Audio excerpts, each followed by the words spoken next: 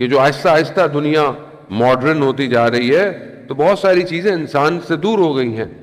پہلے زمانے میں اور آج کے زمانے میں جو بہت بڑا فرق ہے وہ یہی ہے کہ لوگ فزیکلی اب ایک دوسرے سے انٹریکٹ نہیں کرتے. اب زیادہ چیزیں ورچوئل ہو گئی ہیں.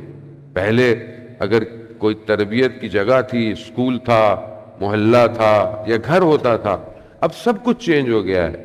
اب اگر کوئی چیز سب سے زیادہ اولاد کی تربیت کر رہی ہے تو وہ یہ سوشل میڈیا ہے، یہ موبائل ہے، یہ گیم ہے، یہ بہرحال جو ایپلیکیشنز ہیں یہ زیادہ تربیت کر رہی ہیں.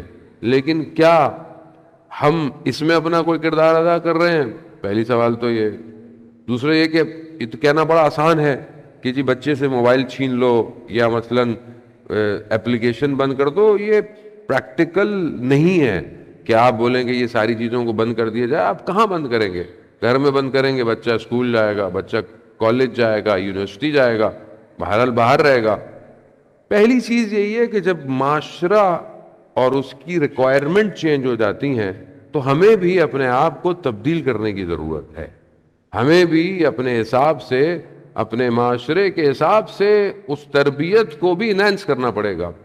پہلی چیز جو تربیت ہے وہ گھر ہے، اور گھر میں ماں باپ کا رول بہت امپورٹنٹ ہے. حضرت خدیجہ سلام اللہ علیہا نے جس طرح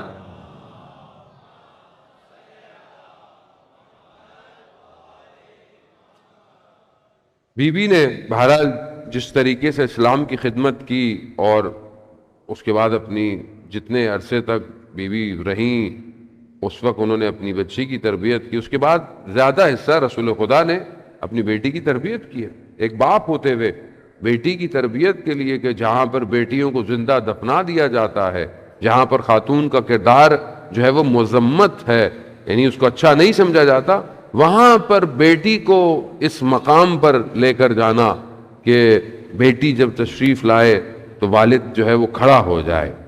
اب یہ احترام گو کہ وہ عام بیٹی نہیں ہے، یقیناً ان کا کردار، ان کا مقام. خود رسول خدا ارشاد فرماتے ہیں کہ جب میں جنت کی خوشبو سونگھنا چاہتا تھا تو میں فاطمہ کو اجتمام کرتا تھا. یقیناً وہ مقام ظاہر ہے وہ عام بیٹی نہیں ہے، لیکن اس کے باوجود رسول خدا سکھا رہے ہیں کہ بیٹی کا احترام کیسے کرنا ہے.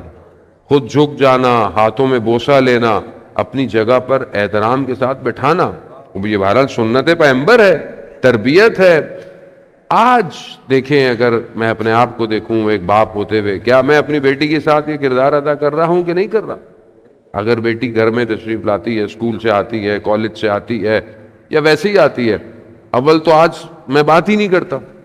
بچہ آج ماں باپ سے بات بھی کر رہا ہے تو باپ اپنے موبائل پہ مصروف ہے.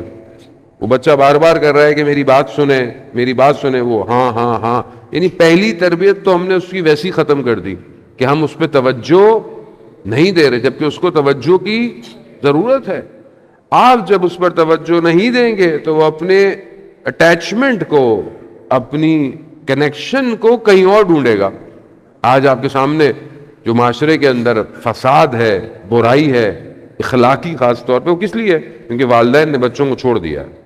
بچے جو ہیں وہ ان کو پتہ ہی نہیں ہے کہ وہ موبائل پہ کیا کر رہے ہیں، اپلیکیشن کون سی یوز کر رہے ہیں، کس سے کیا کر رہے ہیں. آج آپ دیکھیں کہ سوشل میڈیا پر یہ داستانیں بھری پڑی ہیں، جو مشکلات ہیں، اخلاقی فساد، گناہ ہو رہے ہیں. اس کی ذمہ دار ہم خود ہیں، اس کے ذمہ دار کوئی اور نہیں ہے.